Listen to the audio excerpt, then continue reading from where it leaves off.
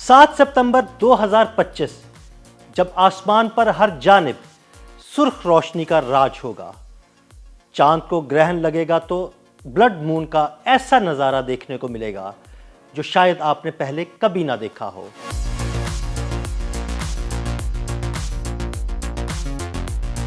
2025 کا دوسرا چاند گرہن 7 ستمبر کو ہوگا اور اس موقع پر آسمان سرخ رنگ کی روشنی سے منور ہو جائے گا۔ جی ہاں، واقع 7 ستمبر کو ہونے والا چاند گرہن در حقیقت بلڈ مون ہوگا۔ یہ چاند گرہن اس لیے خاص ہوگا کیونکہ اسے پاکستان سمیت لگ بھگ دنیا کا ہر فرد دیکھ سکے گا۔ ٹائم اینڈ ڈیٹ نامی ویب سائٹ کے مطابق یہ چاند گرہن 7 ارب سے زائد افراد دیکھ سکیں گے اور مکمل گرہن لگ بھگ 82 منٹ طویل ہوگا۔ ویب سائٹ کے مطابق یہ چاند گرہن دنیا کی 77% آبادی کے لیے دیکھنا ممکن ہوگا، جو کہ حالیہ تاریخ میں سب سے زیادہ دیکھے جانے والے گرہن میں سے ایک ہوگا۔ اس کی ایک اور خاص بات یہ ہے کہ یہ مکمل چاند گرہن ہوگا، جو کہ عموماً 18 ماہ میں ایک بار دیکھنے میں آتا ہے۔ یہ گرہن 7 ستمبر کی شب 8:28 پر شروع ہوگا اور رات 1:55 تک برقرار رہے گا، جس دوران 82 منٹ تک مکمل گرہن ہوگا۔ ایشیا میں پاکستان، چین، جاپان اور بھارت اس چاند گرہن کا نظارہ کرنے کے لیے بہترین ممالک ہوں گے۔ اس سے ہٹ کر آسٹریلیا، جنوبی افریقہ، یورپ اور دیگر خطوں میں بھی اس کا نظارہ کیا جا سکے گا۔ اس سے قبل 2025 کا پہلا چاند گرہن 14 مارچ کو ہوا تھا، مگر اس موقع پر پاکستان میں اسے دیکھا نہیں جا سکا تھا کیونکہ گرہن کا آغاز پاکستانی وقت کے مطابق صبح 9 بجے کے قریب ہوا اور اختتام سپہر 3 بجے ہوا۔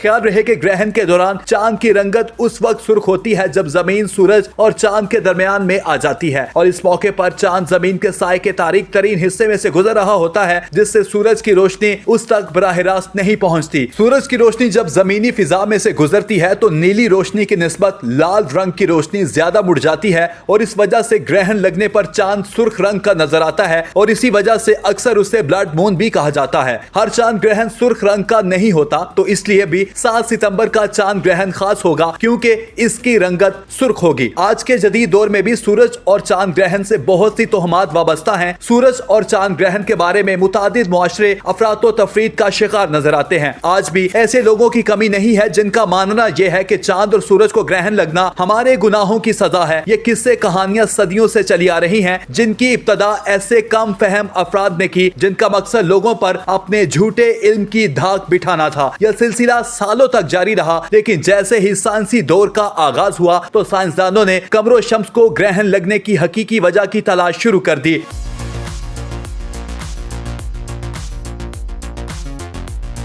ہم جانتے ہیں کہ زمین سورج کے اور چاند زمین کے گرد گردش کر رہا ہے۔ 29 دن کے بعد چاند زمین کے گرد اپنا ایک چکر مکمل کرتا ہے۔ ہر ماہ چاند اپنے چکر کے دوران سورج اور زمین کے درمیان سے گزرتا ہے، اور اسی طرح آدھے چکر میں زمین سورج اور چاند کے درمیان میں ہوتی ہے۔ پھر تو ہر ماہ سورج اور چاند گرہن واقع ہونے چاہیے، لیکن ایسا نہیں ہوتا، بلکہ ہر سال میں 4 یا 5 گرہن ہوتے ہیں۔ ہر ماہ گرہن صرف ایک صورت میں واقع ہو سکتا تھا کہ اگر چاند کا مدار سورج اور زمین کے مدار کے سیدھ میں ہوتا، لیکن ایسا نہیں ہے۔ قمری مدار زمینی مدار سے 5 ڈگری کے زاویے پر جھکا ہوا ہے۔ اجسام کی مداروں کے اس جگہ کو فلکیاتی اصطلاح میں آربیٹل انکلیشن کہتے ہیں۔ اس طرح یہ دونوں مدار صرف 2 مقام پر ملتے ہیں، اور حیران کن بات یہ ہے کہ اگر نیا چاند ان جگہوں پر پیش آئے تو وہ سورج گرہن ہوگا، اور اسی طرح پورا چاند ان جگہوں پر پیش آئے تو وہ چاند گرہن کا باعث بنے گا۔ ان دونوں مقام کو فلکیاتی اصطلاح میں نوڈز یعنی دونوں مداروں کی ملاپ کی جگہ کہا جاتا ہے۔ یہ بات واقعی حیرت انگیز ہے کہ سائنسدانوں کو پہلے سے کس طرح پتا چلتا ہے کہ چاند یا سورج گرہن زمین پر ان مقامات پر دیکھا جا سکے گا اور اس وقت دیکھا جائے گا۔ اس کا آسان جواب یہ ہے کہ ہم ریاضی کی مدد سے بآسانی معلوم کر سکتے ہیں کہ چاند، سورج، سیارے اور ستارے اس وجہ سے اپنے مدار میں کدھر موجود ہیں۔